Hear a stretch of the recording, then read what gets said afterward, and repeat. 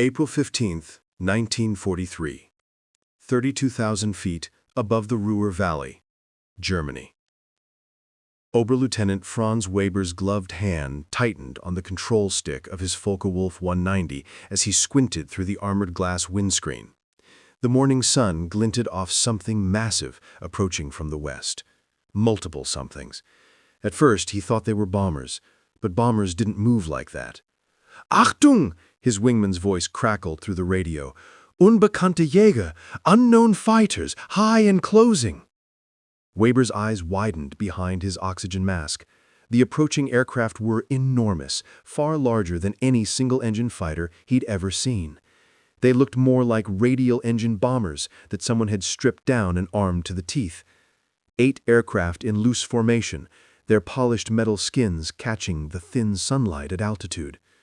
American markings, white stars on blue circles.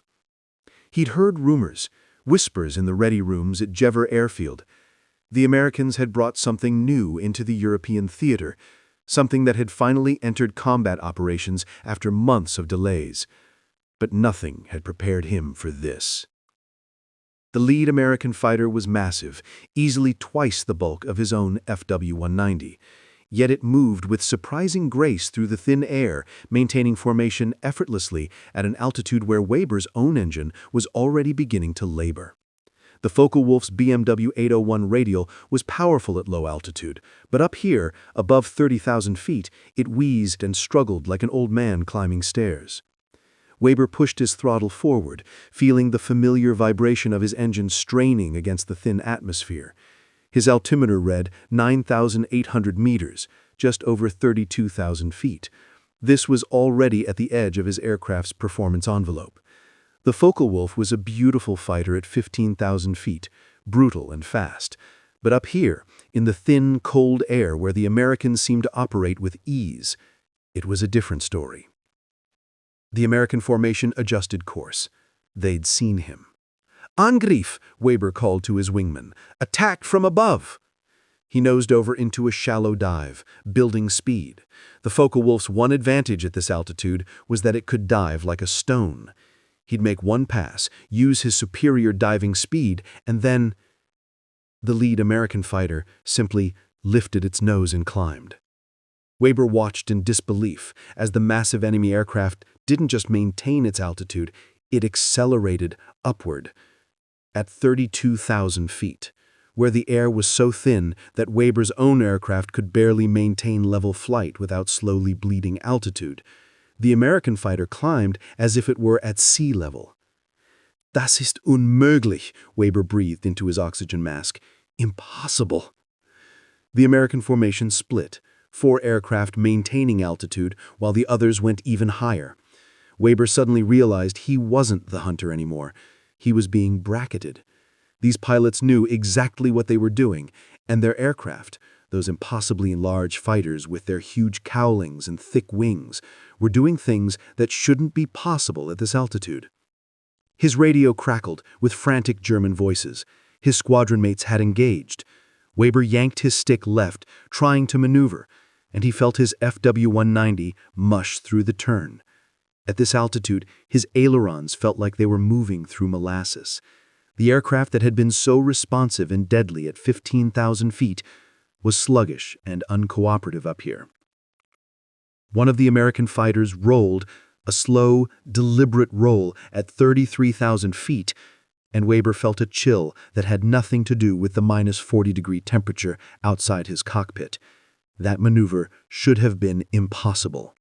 Even his best pilots struggled to execute coordinated maneuvers at this altitude. These Americans were doing it casually, almost lazily.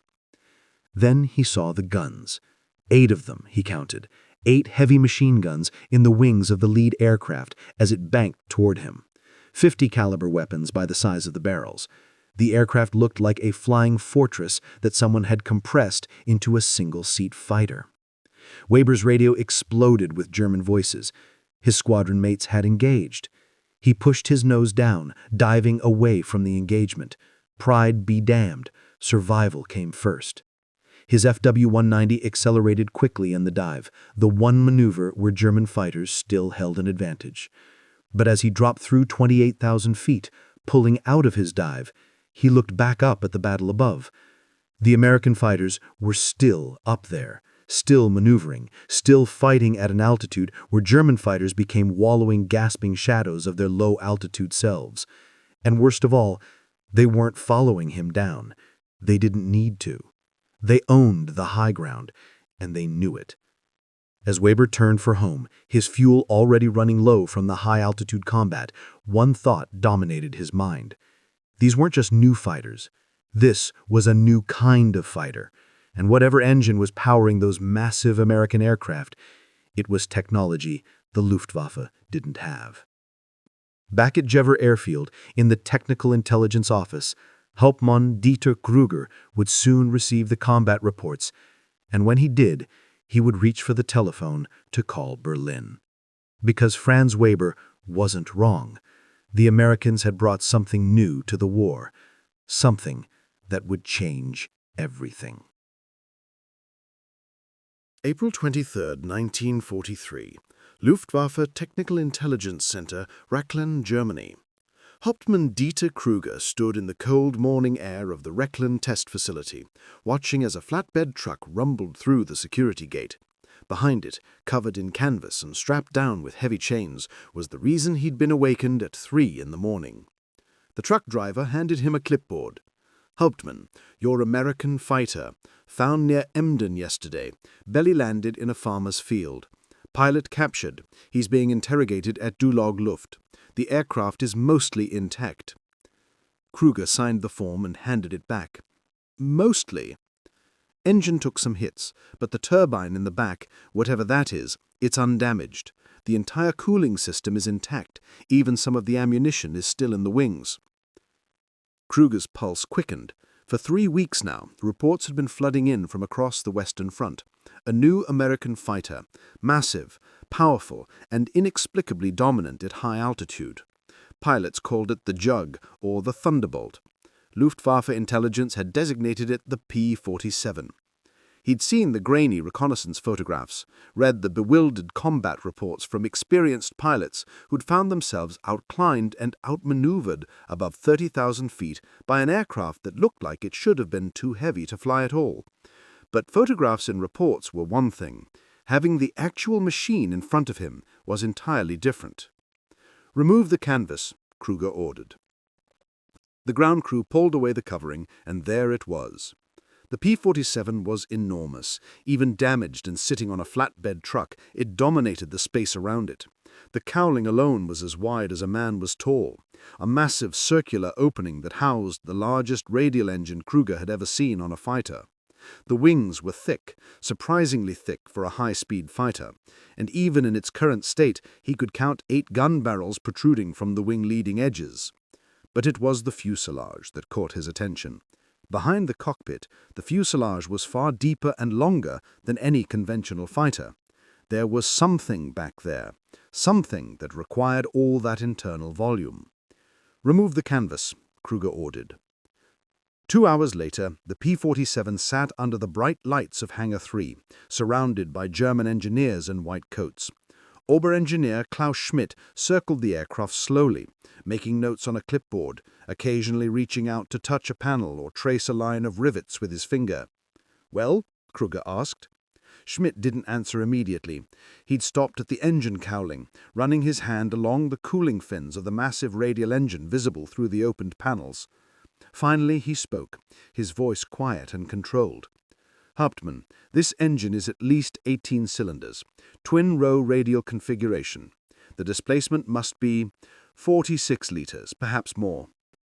46 liters, Krüger blinked. "That's impossible.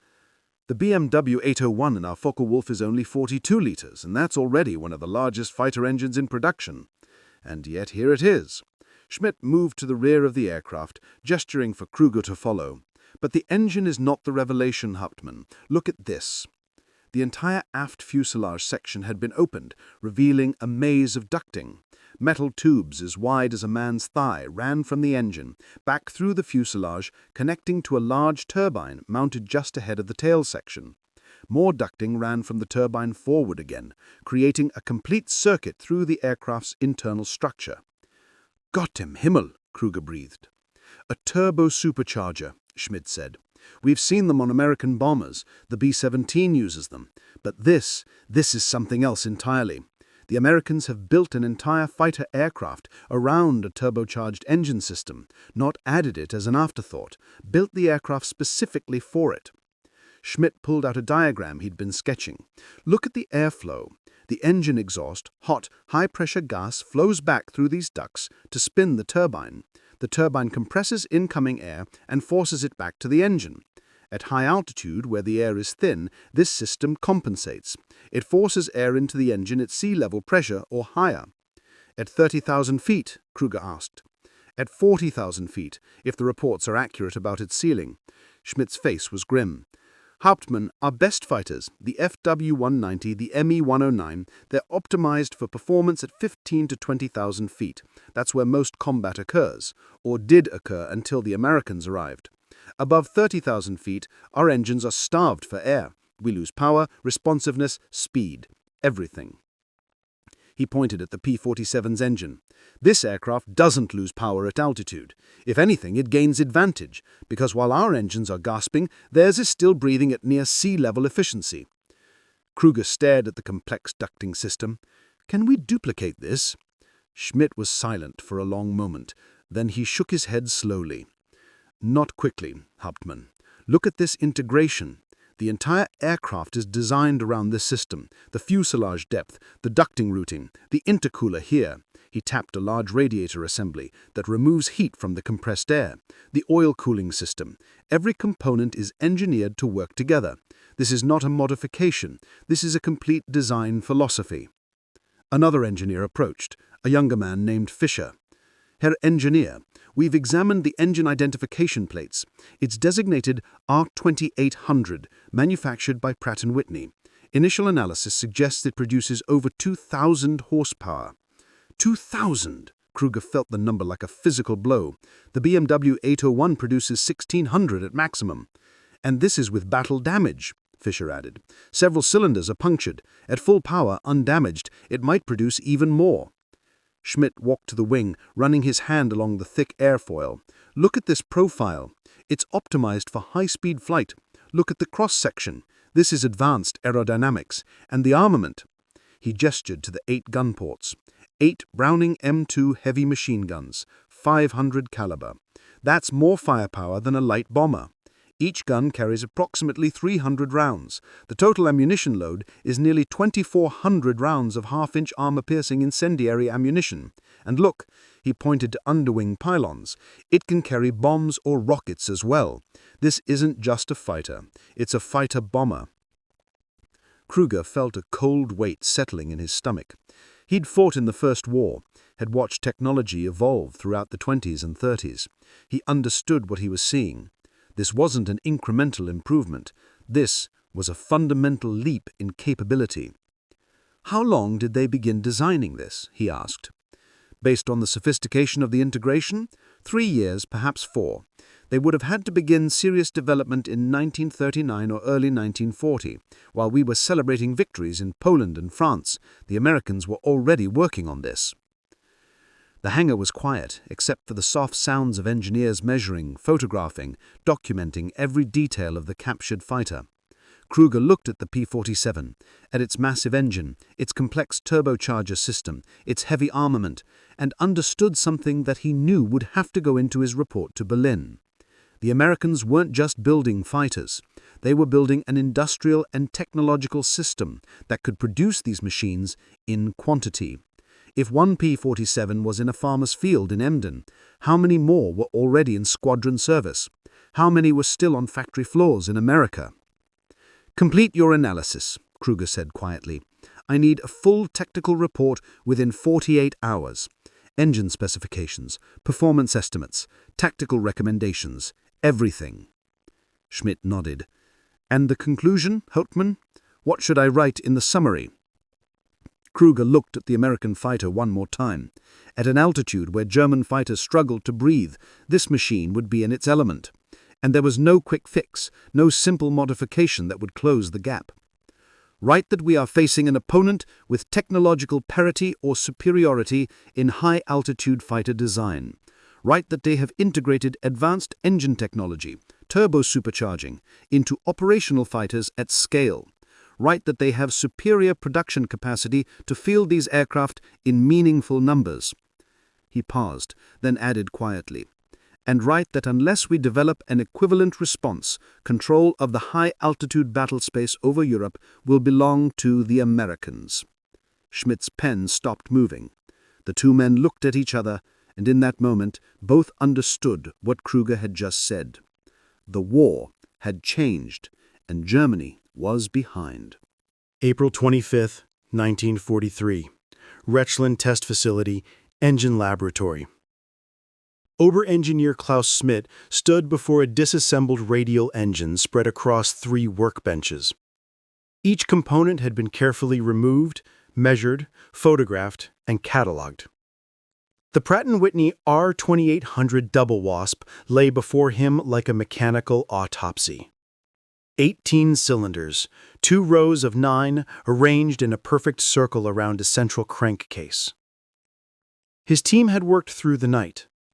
Now, in the gray morning light filtering through the laboratory windows, Schmidt held in his hands what he considered to be the most significant piece: the crankshaft assembly. Herr Ober-Ingenieur, Fischer approached with a clipboard. The measurements are complete. The engine displacement is exactly 2,804 cubic inches. In metric, that's 46 liters. Schmidt nodded, turning the crankshaft component in his hands. And the compression ratio? 6.7 to 1. Conservative, actually. They're not pushing the limits of the fuel. They're designing for reliability. That word again. Reliability. Schmidt set down the crankshaft and walked to the first workbench where the cylinder assemblies were laid out. Each cylinder was a masterwork of metallurgy. Steel barrel, aluminum cooling fins machined with extraordinary precision. The fins themselves were remarkable, dense and evenly spaced to dissipate the enormous heat generated by an engine producing over 2,000 horsepower. "Look at this construction," Schmidt said to the assembled engineers. "The cylinder is all steel, not the aluminum steel composite we use. Solid steel. Heavier, yes, but far more durable. And these cooling fins? The machining precision is exceptional. Every fin is identical. This is mass production work, gentlemen, not hand-fitting. They're manufacturing these engines in quantity with this level of precision." He picked up one of the massive pistons, aluminum alloy, forged and machined. The tolerances are tighter than our own specifications. And look at this. He indicated the piston rings. 3 compression rings and 2 oil control rings. 5 rings total. We typically use 4. They're managing oil consumption and compression more efficiently. Another engineer, Hauptmann Werner Kessler from the Luftwaffe's technical evaluation staff, stepped forward. "But surely, Herr Oberingenieur, this is just good engineering. Our own BMW and Daimler-Benz engines are equally sophisticated." Schmidt set down the piston carefully. "Hauptmann Kessler, our engines are excellent. The BMW 801 is one of the finest radial engines in the world at low to medium altitude. But this," he gestured at the disassembled R2800, "this is designed with a different philosophy entirely." He walked to a chalkboard and began sketching. "Our radial engines are optimized for power delivery at the altitudes where we expected to fight, 5,000 to 6,000 meters. The supercharger systems are single-stage, mechanically driven. Above 7,000 meters, they begin to lose effectiveness rapidly." He drew a simple curve showing power output versus altitude, then drew a second curve that remained flat at high altitude. The Americans anticipated fighting at 8, 9, even 12,000 meters, so they built an engine that maintains power at those heights. Not through a larger engine alone, though this is certainly large, but through the integration of exhaust-driven turbo-supercharging. He turned back to the workbenches, picking up a component from the turbocharger assembly. This turbine wheel spins at extraordinary speeds, perhaps 60,000 revolutions per minute. The exhaust gases from 18 cylinders, all that waste heat and pressure, drives this wheel. The wheel, in turn, drives a compressor that forces air into the engine at pressures equivalent to sea level, even at 40,000 feet. Fisher interjected. We recovered the pilot's manual from the cockpit. According to the performance charts, this aircraft maintains full power to 27,000 feet. It can reach 40,000 feet operational ceiling. 40,000 feet, Kessler repeated quietly. The Me-109G struggles to reach 39,000, and at that altitude it's barely controllable. Schmidt nodded. And consider this, Hauptmann. The P-47 doesn't just reach that altitude, it fights there. It maneuvers, accelerates, climbs. Our pilots report that these aircraft operate at high altitude with the same effectiveness our fighters show at medium altitude. He moved to another section of the workbenches where the turbocharger components were laid out. The complexity here is remarkable. Look at this ducting. He held up a curved metal tube nearly 4 inches in diameter. This carries exhaust gas at temperatures exceeding 700 degrees Celsius. The metallurgy required to prevent warping and failure is beyond our current production capabilities for fighter aircraft. We use similar systems on the Ju-88, yes, but that's a larger aircraft with more space and weight allowance. And this, Fisher added, holding up a large intercooler assembly. This removes heat from the compressed air before it enters the engine. Cooler air is denser, more oxygen per volume, more power. The entire system is integrated: exhaust collection, turbine drive, compression, intercooling, and delivery. Every component must work perfectly or the system fails. Schmidt returned to his chalkboard, writing numbers.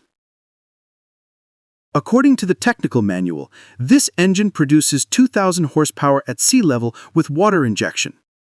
At 27,000 feet, with the turbocharger at full operation, it still produces over 2,000 horsepower.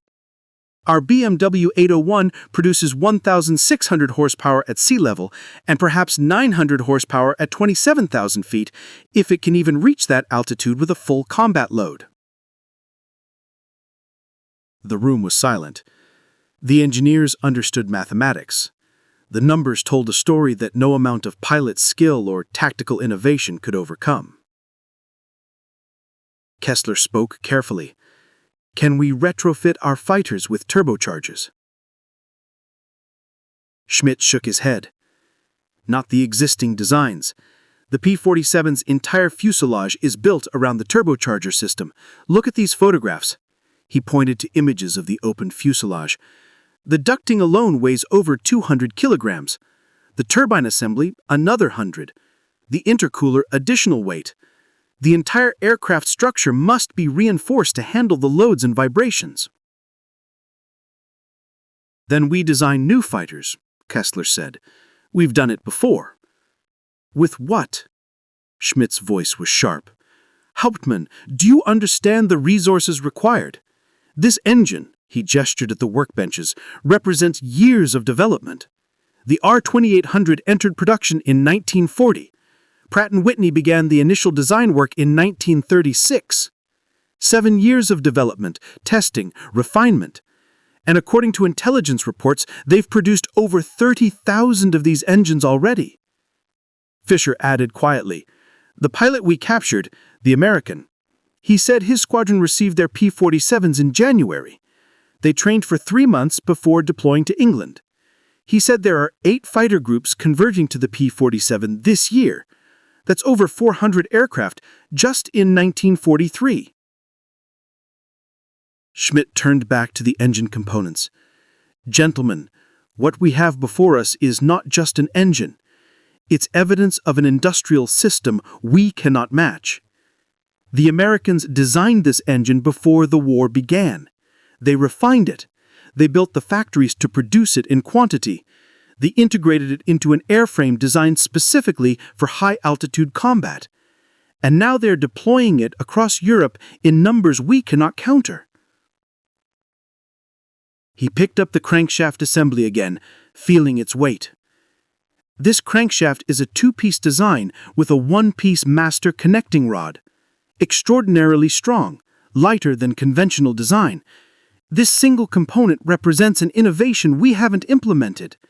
And it's just one piece of an engine with over 10,000 parts, every one manufactured to tolerances we struggle to achieve in our best facilities. Kessler moved closer to the workbenches, studying the components. So what do we tell Berlin? That we cannot compete?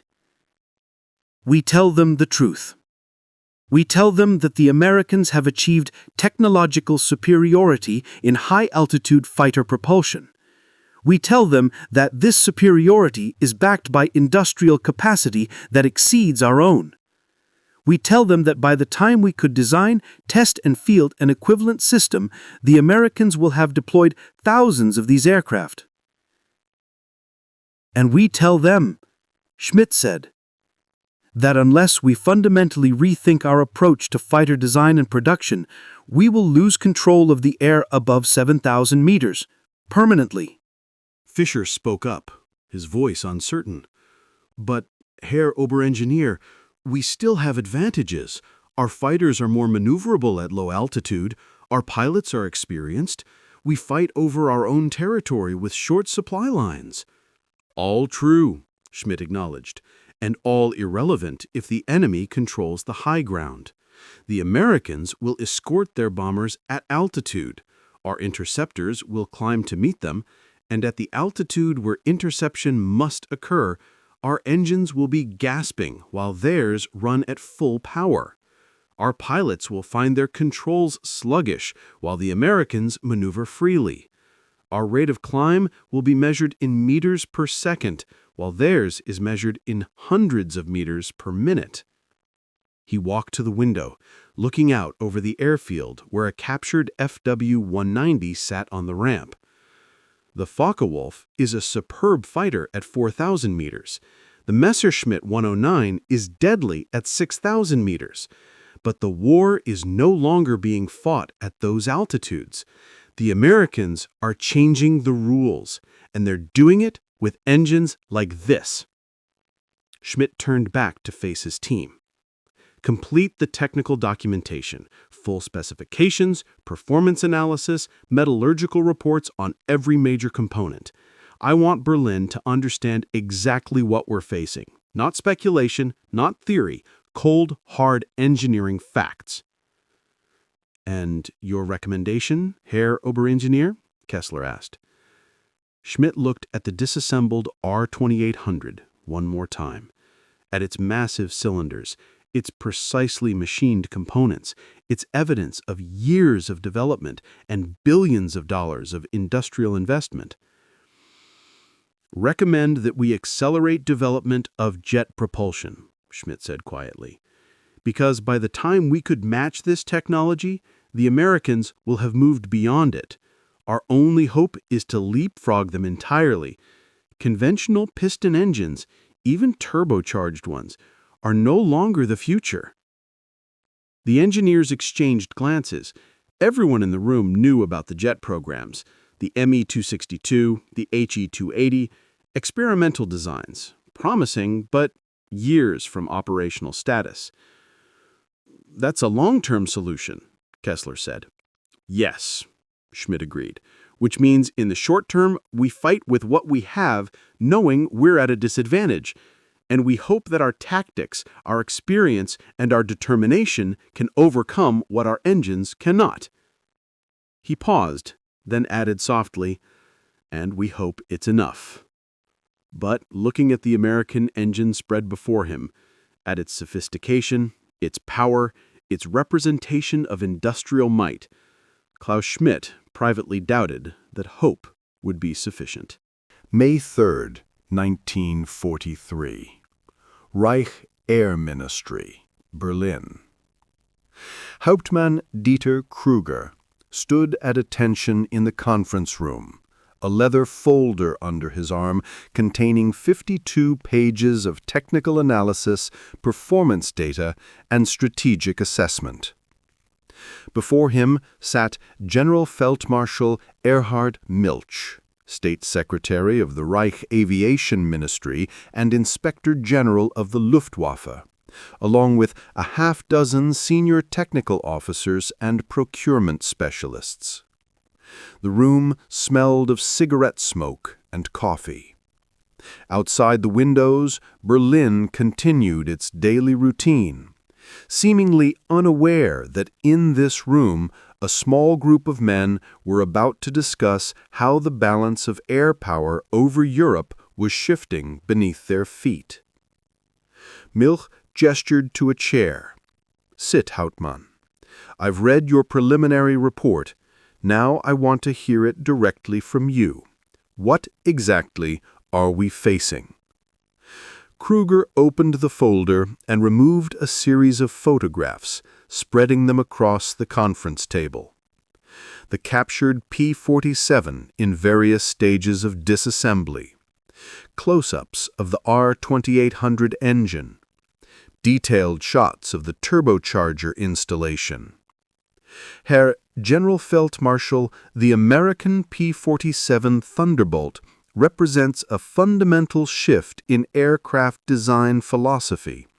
It's not simply a new aircraft, it's a new approach to air superiority. He pointed to a photograph of the engine. The power plant is a Pratt & Whitney R-2800 double Wasp. 18 cylinders, twin-row radial configuration, 46 liters displacement. It produces over 2,000 horsepower at sea level. But the critical factor is not the power output at sea level, it's the power output at altitude. Kruger pulled out a graph comparing power curves. Our BMW 801, used in the FW190, produces 1,600 horsepower at sea level. At 7,000 meters altitude, that drops to approximately 900 horsepower, a loss of 44%. The R-2800, with its turbo-supercharger system, maintains over 2,000 horsepower to 8,000 meters. At altitudes where our engines are starved for air, the American engine operates at near-peak efficiency. One of the technical officers leaned forward. But surely, the additional weight of the turbocharger system negates any power advantage. The P-47 weighs 4,500 kilograms empty, nearly 800 kilograms more than the FW190.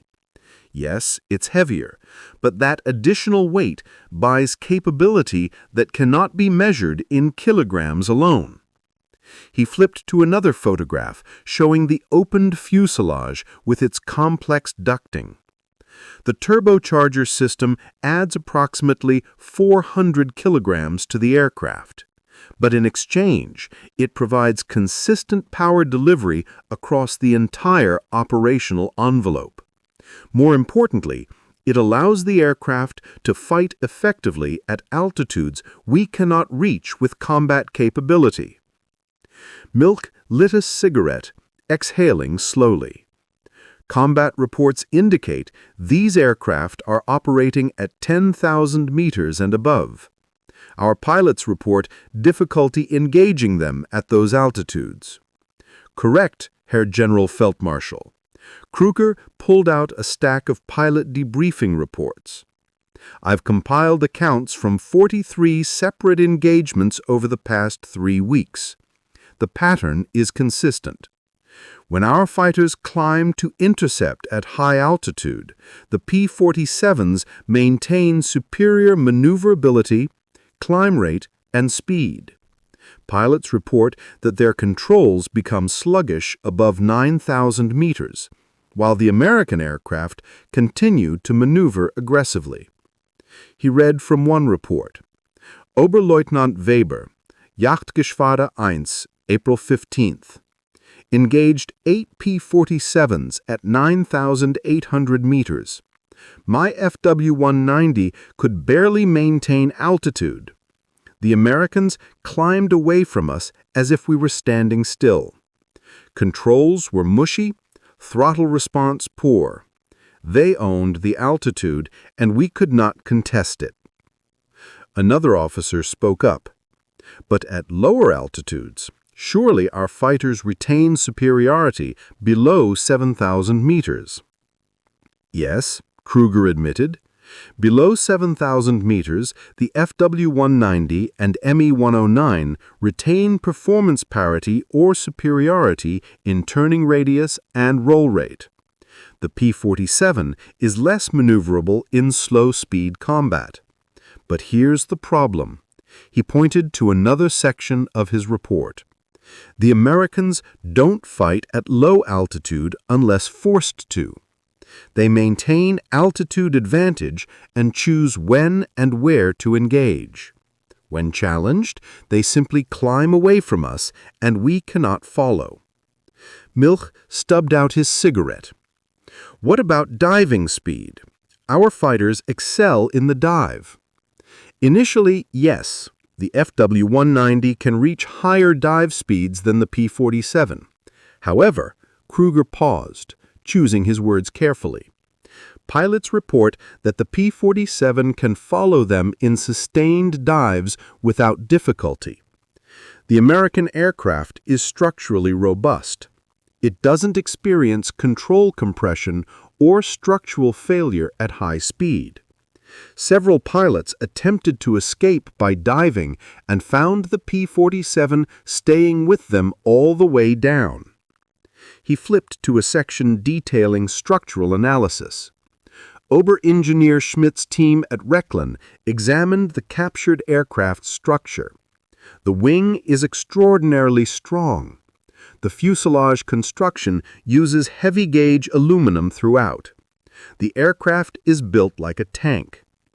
One pilot, who was shot down, described taking direct hits from 20mm cannon fire that would have destroyed a 109 or 190, but his P-47 continued flying.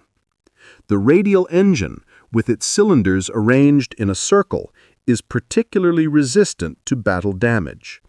Losing one or two cylinders barely affects performance. A procurement officer spoke up. What are the production numbers?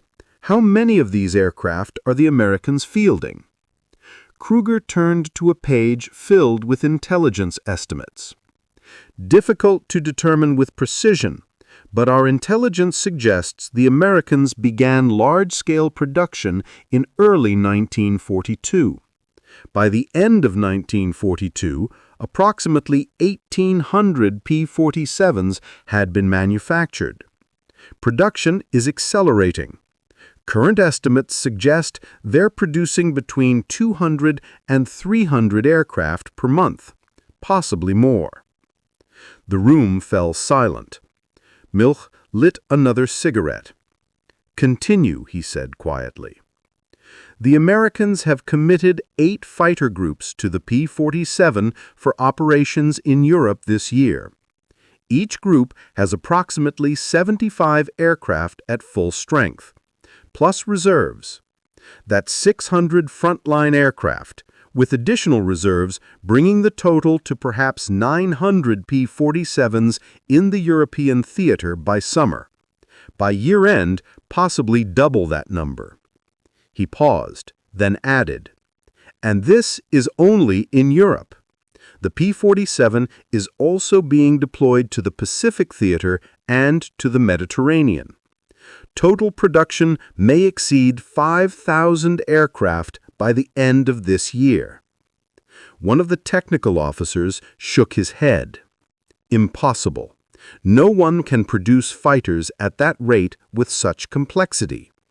"The Americans can," Kruger said flatly. "Herr General Feldmarschall, the R-2800 engine entered production in 1940. By the end of 1942, Pratt & Whitney had produced over 30,000 of these engines. 30,000. They're not hand-building these machines. They've industrialized fighter production on a scale we haven't achieved. Milch leaned back in his chair, studying Kruger's face. Your assessment, Hauptmann. Not speculation, your professional judgment based on the evidence. Kruger took a breath. This was the moment he'd been dreading. The moment when he had to tell the leadership of the Luftwaffe that they were facing an opponent they could not match with current technology. Herr General Feldmarschall, the P-47 Thunderbolt is tactically superior to our current fighters at altitudes above 7,000 meters.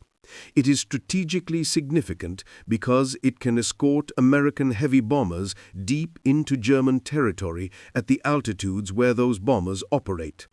Previously, our interceptors could attack bomber formations knowing the escorts would have to break off due to fuel or altitude limitations. The P-47 changes that equation. He stood and walked to a map of Europe on the wall, tracing routes with his finger. With external fuel tanks, which intelligence reports they are now fielding, the P-47 has sufficient range to escort bombers to targets deep in Germany. At the altitude where intercept must occur, our fighters will be at a severe disadvantage. Our pilots will climb to attack the bombers and find themselves engaged by escorts that can outclimb them, outmaneuver them at altitude, and outgun them. Milch stood as well, moving to the map. Recommended countermeasures. Kruger had prepared for this question. Short-term, tactical adaptation. Engage at lower altitudes when possible. Force the Americans down to where our fighters have performance advantages. Use diving attacks with immediate disengagement. Don't attempt sustained combat at high altitude. Increase the fighter force to compensate for tactical disadvantage with numerical superiority. And long-term? Long-term, Herr General Feldmarschall, we need new fighters designed specifically for high-altitude combat. Either develop our own turbocharged engines, which Oberengineer Schmidt estimates would take 3 to 4 years minimum, or accelerate the jet fighter program. The Me-262, when operational, would make the P-47's turbocharged piston engine obsolete. Milch returned to his seat, his face unreadable. The Me-262 is still experimental. It won't be operational in significant numbers for at least 18 months, possibly 2 years. You're telling me we have no effective counter to the P-47 for the next 2 years? We have counters, Herr General Feldmarschall. They're just not technological. Superior tactics, experienced pilots, numerical concentration at critical points.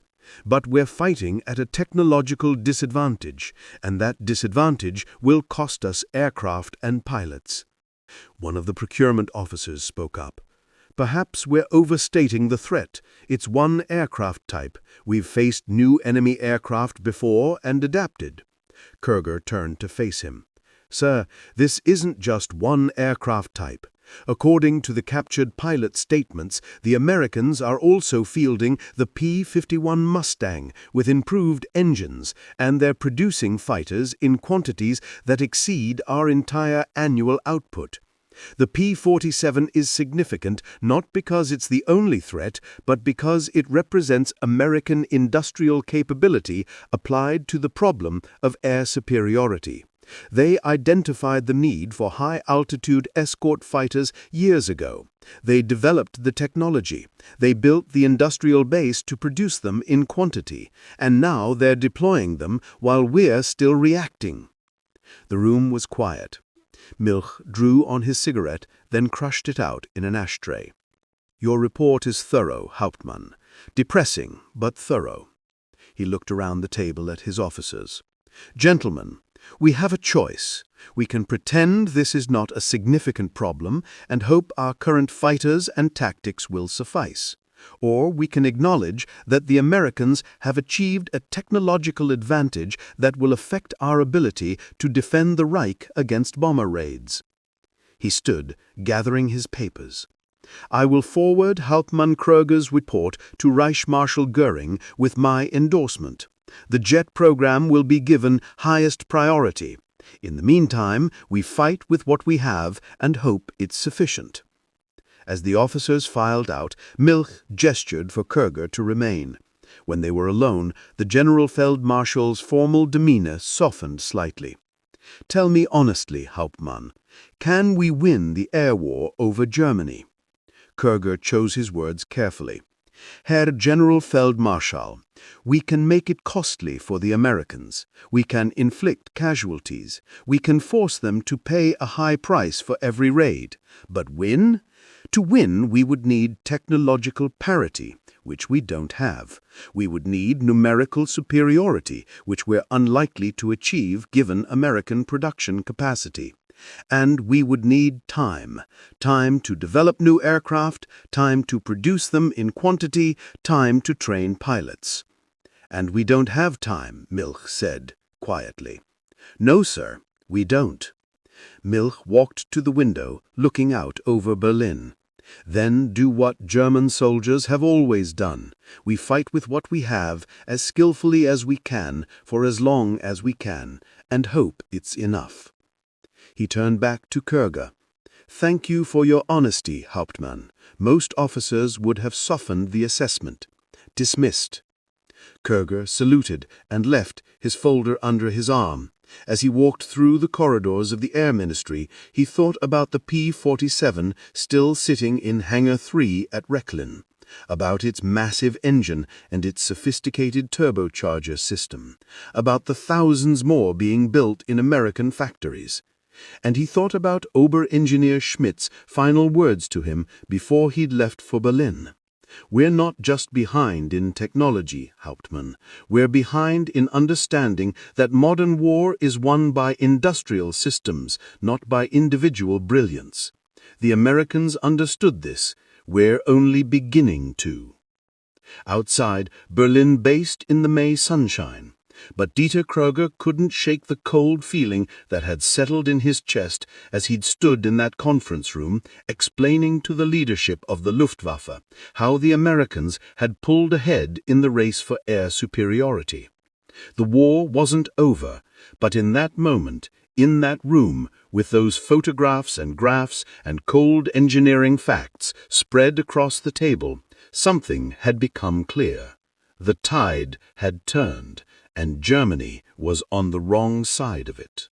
May 17, 1943, 29,000 feet above Antwerp, Belgium. Major Helmut Wolf pulled back on the control stick of his Me-109G, feeling the aircraft's response grow sluggish as he climbed through 9,000 meters. His squadron, what remained of it, struggled upward in a loose formation, 12 aircraft where there should have been 16. The others had turned back, engines overheating, pilots lightheaded from oxygen system failures. Below them, a formation of American B-17 bombers droned steadily toward Germany, their contrails drawing white lines across the blue sky. 60 bombers, perhaps more, a box formation bristling with guns. And above them, glinting in the sun like silver insects, the escorts, P-47s, at least 30 of them. Wolf keyed his radio. Maintain climb. We attack from the sun. His wingman's voice crackled back, strained from altitude and exertion. Herr Major, the Americans, they're above us. Wolf looked up and felt his stomach tighten. The P-47s weren't struggling to maintain altitude. They were climbing. Even now, as his Me-109 wheezed and shuddered in the thin air, the American fighters were rising above them, claiming the high ground with casual ease. 14 years he'd been flying, from biplanes to the latest Gustav variant of the Messerschmitt. He'd flown in Spain, in Poland, over Britain, and in Russia. He'd learned to fight at every altitude, in every weather condition, against every enemy aircraft in the Allied inventory. He was an experienced combat pilot, a survivor, a professional. And he knew, watching those American fighters position themselves above his formation, that his experience might not be enough anymore. Green section, cover our approach, Wolf ordered. White section, with me. We dive on the bombers. One pass, then break away low. It was the standard tactic now. Don't try to fight the escorts at altitude. Dive through them, attack the bombers, use the superior diving speed of German fighters to escape before the escorts could catch up. Hit and run, slash and dash. It was the tactic of a force that no longer controlled the air. Wolf pushed his nose over, building speed. The Me-109 responded better in the dive, it always did. His squadron followed, 12 aircraft angling down toward the bomber formation. Airspeed increasing, 350 kilometers per hour, 400, 450. The P-47s rolled over and followed. Wolf had expected this, they always followed. But he'd also expected to build a speed advantage in the dive, to open the distance between his fighters and the American escorts.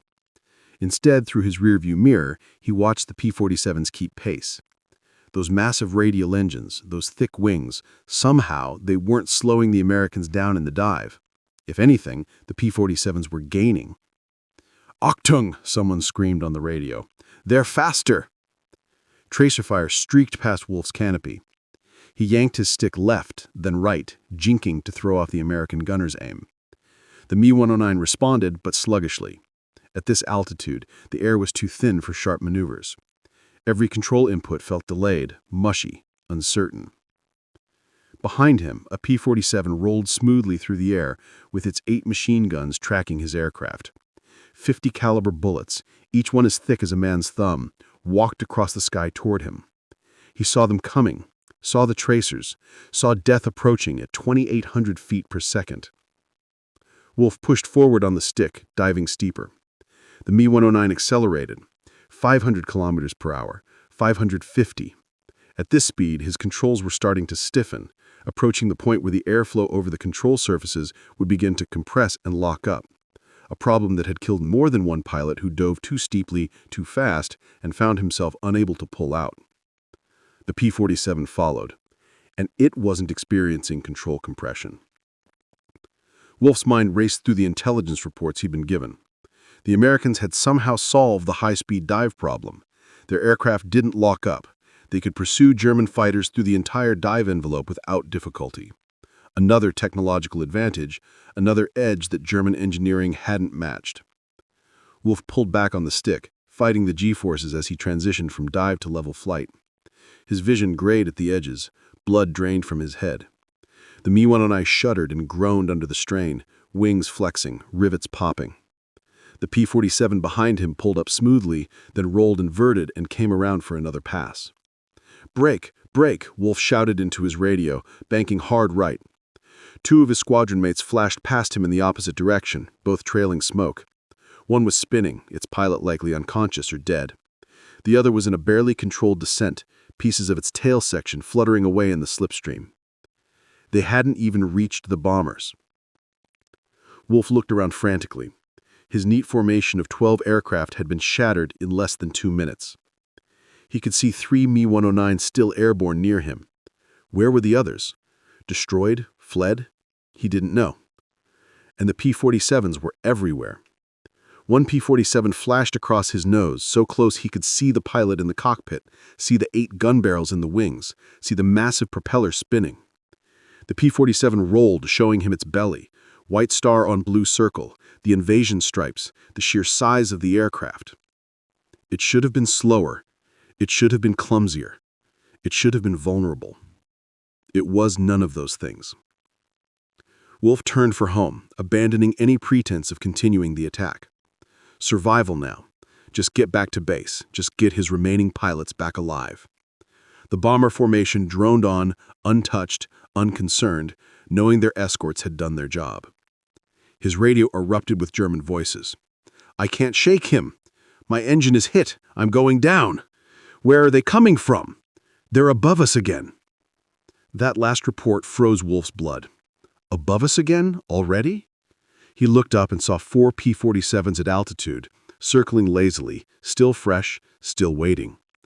They'd climbed back to altitude while his Me-109s were still struggling to regain energy from the dive. How? How were they climbing so quickly? The answer was in that massive Pratt & Whitney engine, in that turbocharger system that the captured P-47 at Rechlin had revealed. The Americans weren't just fighting with better technology. They were fighting with physics on their side. Their engines breathed easily at altitude where German engines suffocated. Their aircraft structures handled high-speed flight without failing where German designs reached their limits. Wolf leveled off at 6,000 meters, heading east. His 3 remaining wingmen formed up on him.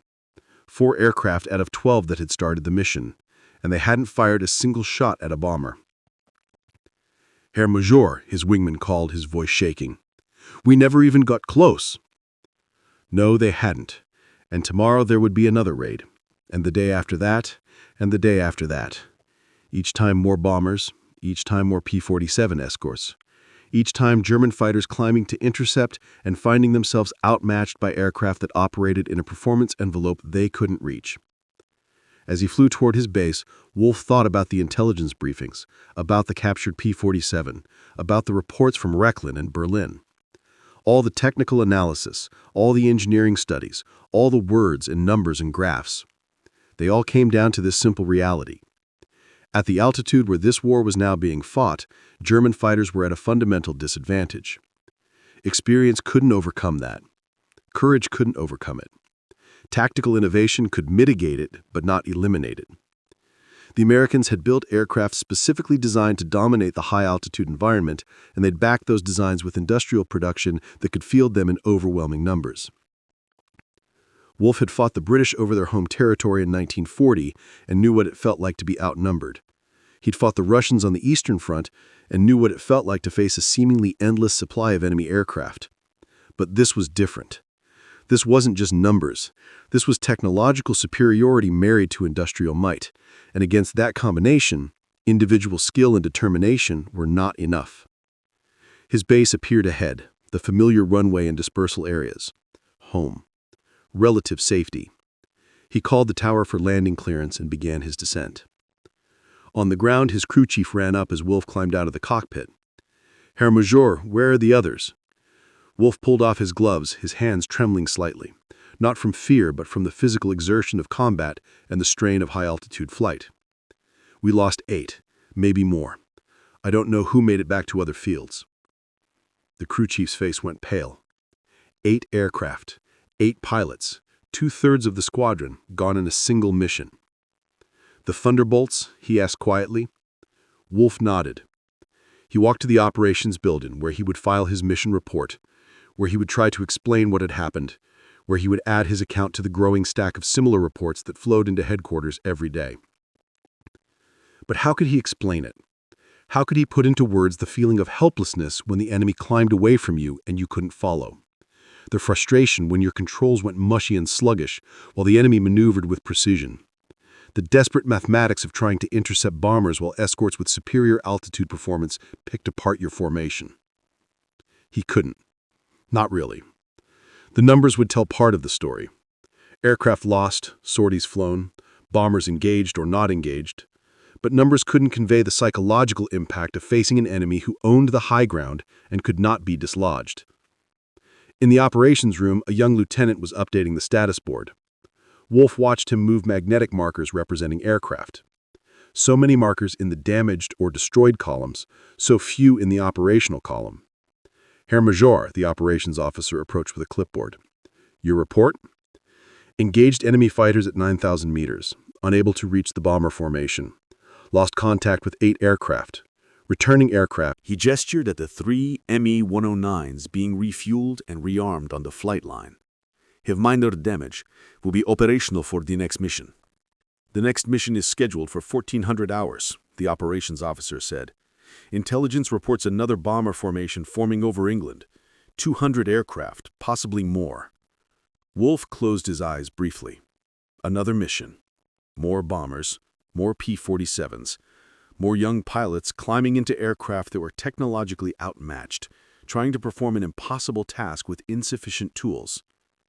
"We'll be ready," he heard himself say, because that's what professional soldiers said. That's what commanders did. They prepared. They fought. They led from the front, regardless of the odds. But as he sat down to write his detailed after-action report, Wolfe knew that readiness wasn't enough anymore. Courage wasn't enough. Experience wasn't enough. The Germans were flying superior tactics with inferior aircraft against an enemy who had both technological advantage and numerical superiority. He thought about the engineers at Rechlin examining the captured P-47, understanding its capabilities, writing their reports. He thought about the officers in Berlin reading those reports, making their calculations, realizing what they faced. He thought about the pilots in other squadrons across Germany, having similar experiences to his own, coming to similar conclusions. And he understood in a way that no intelligence report could fully convey what it meant to be on the wrong side of a technological revolution. The war would continue. He would fly again this afternoon, and tomorrow, and the day after. He would lead his pilots, teach them what he could, try to keep them alive with tactics and experience. But somewhere deep in his professional soldier's mind, Helmut Wolfe knew that tactics and experience had their limits. The Americans had changed the rules of air combat. They'd built aircraft that operated in a performance envelope German fighters couldn't match.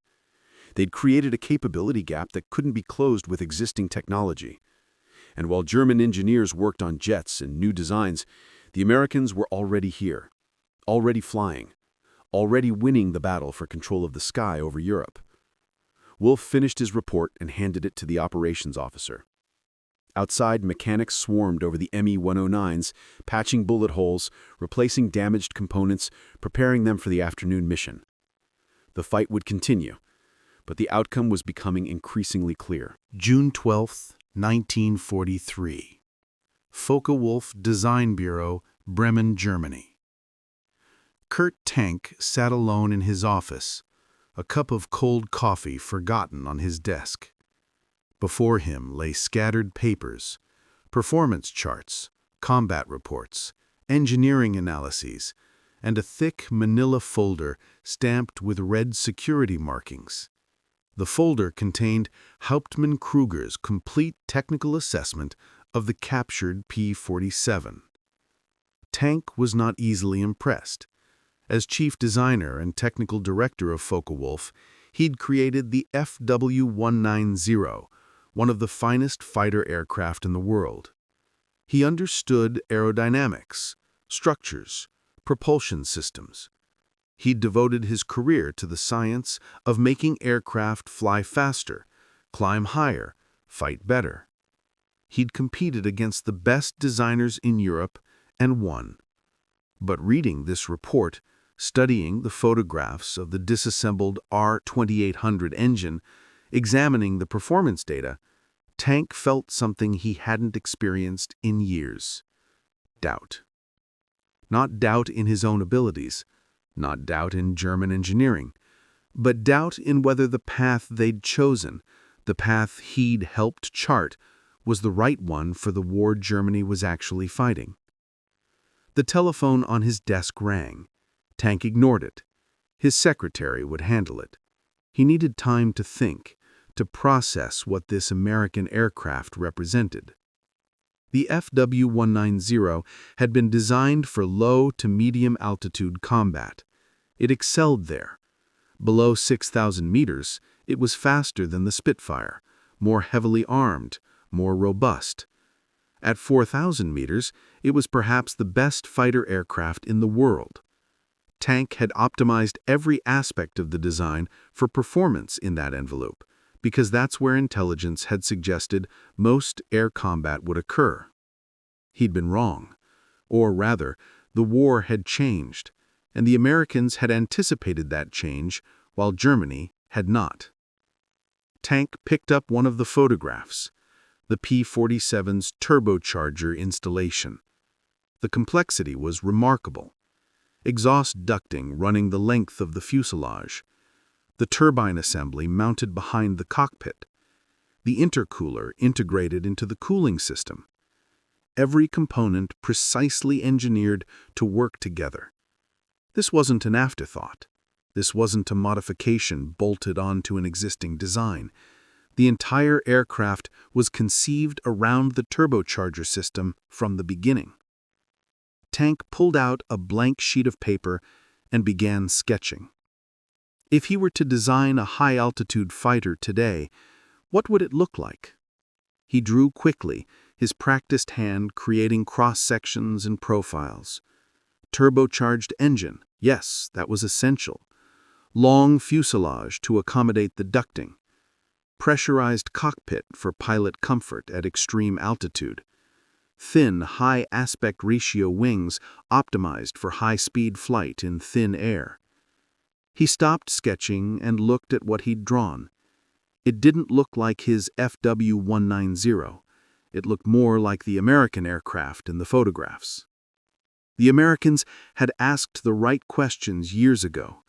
They'd looked at the strategic situation, heavy bombers operating at 8,000 to 10,000 meters, requiring escort fighters that could operate effectively at those altitudes, and they designed aircraft specifically for that mission.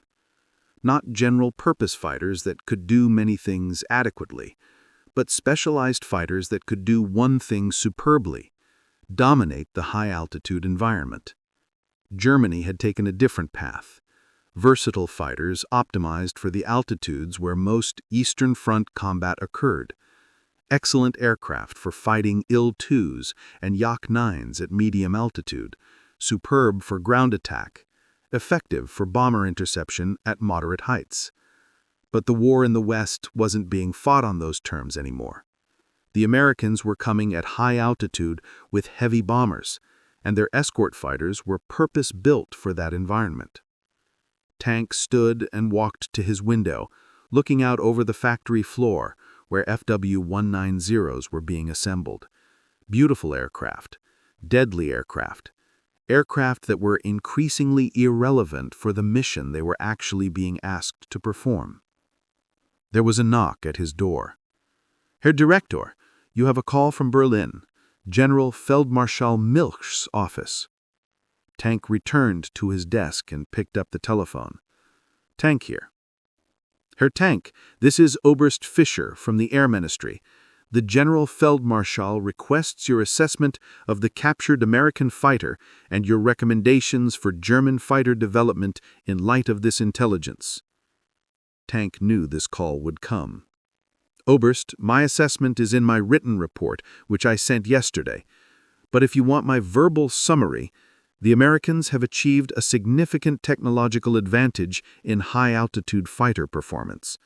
The P-47 is not a superior aircraft at all altitudes, but it is decisively superior above 7,000 meters, and that happens to be exactly where the air war is now being fought.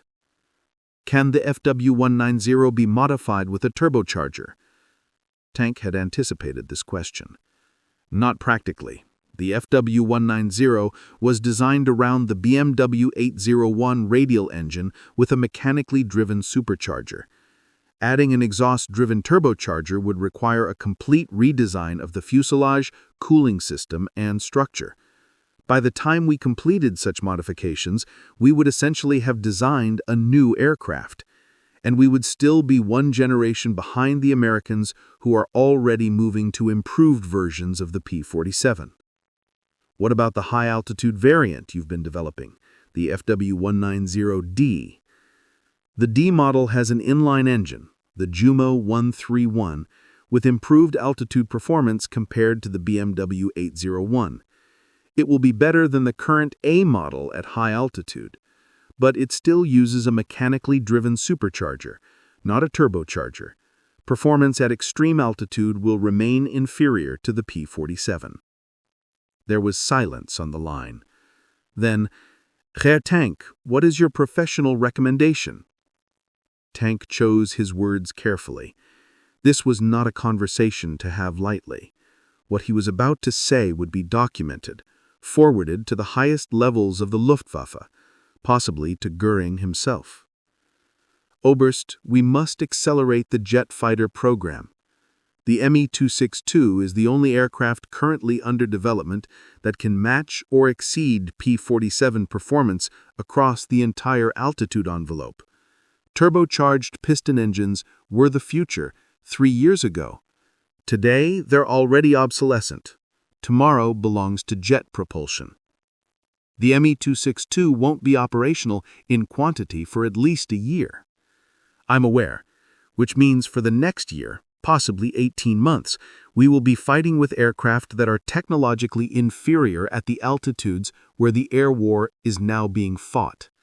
We must accept this reality and adjust our tactics accordingly. We cannot out-engineer the Americans in piston engine technology fast enough to matter. Our only hope is to leapfrog their current technology entirely. And in the meantime, we produce defensive fighters in the greatest possible quantity. We accept that quality has temporarily shifted to the American side and compensate with numbers. We train our pilots in tactics that minimize our disadvantages: diving attacks, hit and run, avoid sustained combat at high altitude. We husband our resources and prepare for the transition to jets. Tonk heard paper rustling on the other end of the line. Your assessment is not encouraging, Herr Tank. Truth rarely is, Oberst, but sugarcoating reality serves no one. The Americans built the right aircraft for this war. We built excellent aircraft for a different war. Now we must adapt or accept the consequences. After the call ended, Tank returned to his desk and pulled out a different file, one containing preliminary designs for Focke-Wulf's own jet fighter project, the Tau 183. On paper, it was revolutionary: swept wings for transonic flight, jet propulsion for speed and altitude performance, a design that would make even the P-47 look primitive. But it was years away from production, years during which American bombers would continue their raids escorted by P-47s, and the new P-51 Mustangs that intelligence reported were also entering service. Years during which German pilots would fly into combat knowing their aircraft were fundamentally outmatched. Tank thought about all the engineering decisions he'd made over the past 5 years. The choice to optimize for low-altitude performance. The decision to use the BMW radial rather than investing in turbocharger development. The focus on ruggedness and firepower rather than absolute performance at altitude. None of those decisions had been wrong at the time. They'd been based on the best available intelligence about where air combat would occur. They'd created an aircraft that was superb for its intended mission. The problem was that the mission had changed, and Germany had been too slow to recognize it. Or perhaps they'd recognized it, but lacked the industrial capacity and technological base to respond effectively. The turbocharger technology existed. Germany had used it on some aircraft. But integrating it into a fighter aircraft, mass-producing the complex components, training mechanics to maintain them, all of that required resources and time that Germany had already spent on other priorities. The Americans, meanwhile, had started earlier, invested more heavily, and built an industrial system capable of producing technologically complex aircraft in vast quantities. It wasn't just about one aircraft or one engine. It was about an entire approach to waging technological war. Tank pulled out another photograph from the folder.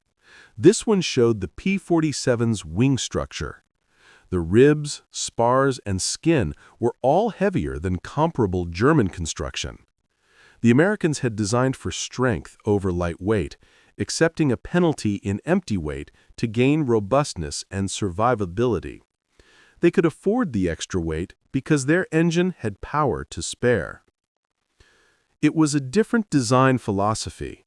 German fighters were typically designed to minimum weight for maximum performance with available power. Every kilogram mattered. Components were engineered to precise tolerances with minimal safety margins. It created efficient, high-performance aircraft, but it also created aircraft that were sensitive to damage and difficult to maintain under field conditions.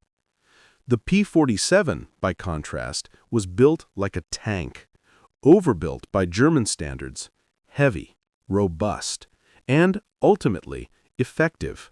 because reliability and survivability in combat were more important than theoretical efficiency. Another lesson learned too late. Tank stood again, pacing his office. Outside, the factory continued its work. Inside, he grappled with the realization that his life's work, the creation of excellent fighter aircraft, had been overtaken by events. Not because his designs were flawed, but because the strategic context had shifted and his designs were no longer optimal for the mission at hand. He thought about the young pilots flying his FW-190s. Good men, brave men, skilled men. They deserved the best possible tools for their mission. And increasingly, those tools needed to be different from what he'd given them. The telephone rang again. This time, Tank answered immediately. Tank. Herr Director, this is Rechlin, Oberengineer Schmidt. I'm calling to inform you that we've completed flight testing of the captured P-47. I thought you should know the results before they're officially distributed. Go ahead. The aircraft performs exactly as the American specifications claimed. Maximum speed of 690 kilometers per hour at 9,000 meters. Service ceiling of 12,800 meters. Rate of climb at altitude is superior to any German fighter currently in service. And, Herr Director, we test fluid with partial battle damage. 3 cylinders were punctured from combat. It still flew normally. Our test pilot reported that he could barely tell the difference. Tank absorbed this information. Engine reliability? Exceptional. The R2800 ran for 8 hours of testing without any mechanical issues. The turbocharger system functioned perfectly throughout the altitude envelope. Cooling was stable. All systems operated within normal parameters. It's an extraordinarily well-engineered aircraft. Thank you, Schmidt. Send me the complete test report when it's ready. Tank hung up and returned to his window, watching his workers assembling FW-190s. Good aircraft. He was still proud of them. But pride didn't change reality. The Americans had built a better aircraft for the mission that mattered. They'd done it years ago, anticipating the shape of the war to come. They'd invested the resources, developed the technology, created the industrial base to produce it in quantity, and now they were using it to methodical effect over Europe. Germany could build jets. Germany could innovate. German engineering was still world-class, but engineering excellence without industrial capacity and strategic foresight was not enough. The Americans had all three: engineering, industry, and strategy working in harmony. Tank picked up his pen and began writing a report for Berlin. He would be honest. He would document what the P-47 represented. He would explain why current German fighters were inadequate for high-altitude combat. He would recommend the jet program receive absolute priority. But even as he wrote, he knew the truth. The recommendations would be read, discussed, possibly even implemented. But implementation took time. Development took time. Production took time. Training took time. And time was the one resource Germany didn't have. Outside his window, another FW-190 rolled off the assembly line, its BMW radial engine gleaming, its guns installed, its camouflage paint fresh. A beautiful fighter. A deadly fighter. An obsolete fighter. Kurt Tank returned to his desk and continued writing, documenting the moment when German fighter design confronted the reality that excellence in the past did not guarantee relevance in the present. The moment when engineering pride met strategic truth. The moment when one of Germany's greatest aircraft designers realized that the war had moved beyond what his best work could deliver. July 4th, 1943. Rechlin Test Facility. Oberengineer Klaus Schmidt stood beside the captured P-47 in the early morning light. The hangar was quiet, His analysis was complete. His reports were written. In a few hours, the aircraft would be disassembled and transported to a storage facility. Its secrets documented, its lessons learned. He walked around it one final time, this massive American fighter that had consumed his attention for 2 months. His hand traced the cowling, feeling the rivets beneath his fingers. Perfect. Uniform.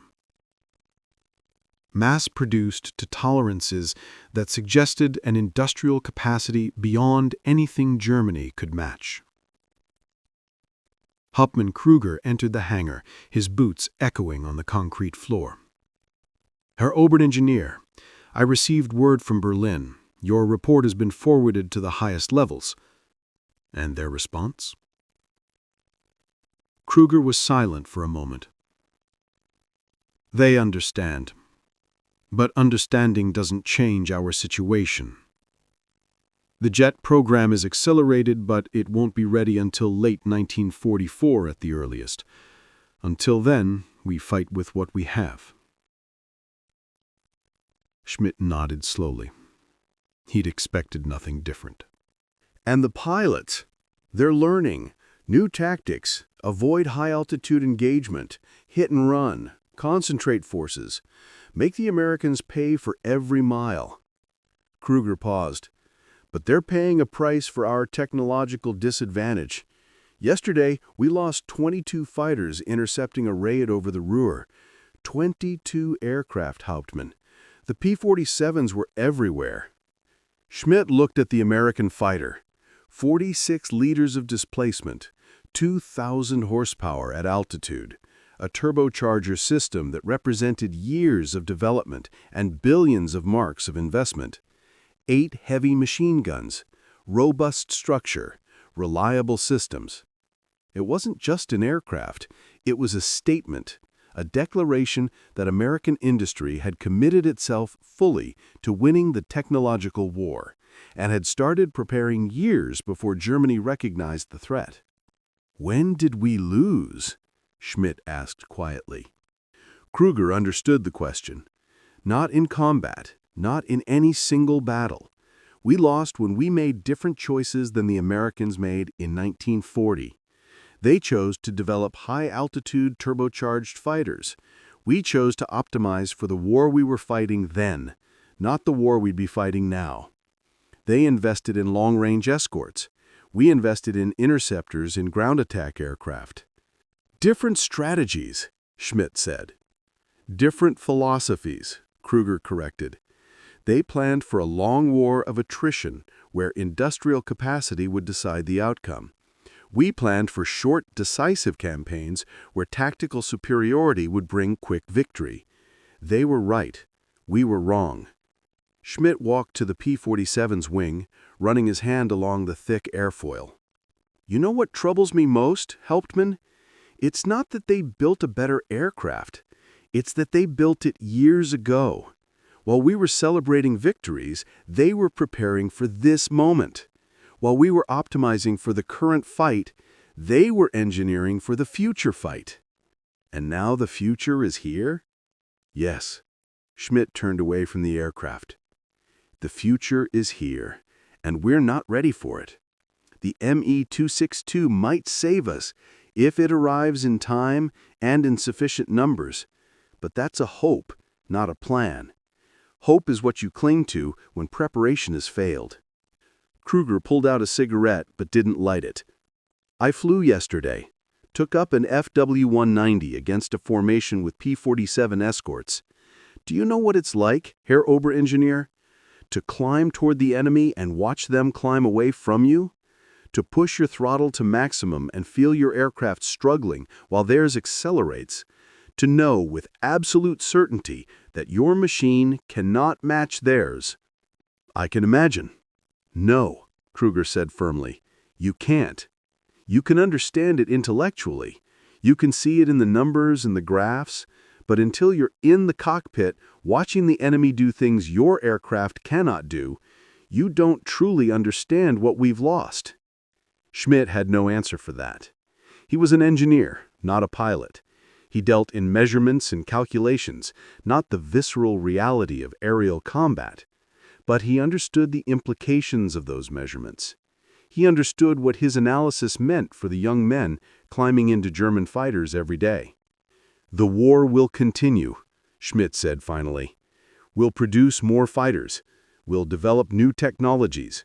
We'll fight as long as we can. But we won't win the air war over Germany." Didn't question. Schmidt looked at the P-47 one last time, at its massive engine, at its sophisticated systems, at its representation of American industrial and technological might applied to the problem of air superiority. "No," he said quietly. "We won't win the air war over Germany, not unless we can deploy jets in overwhelming numbers before the Americans' technological and numerical advantage becomes insurmountable. And I don't believe we have enough time for that."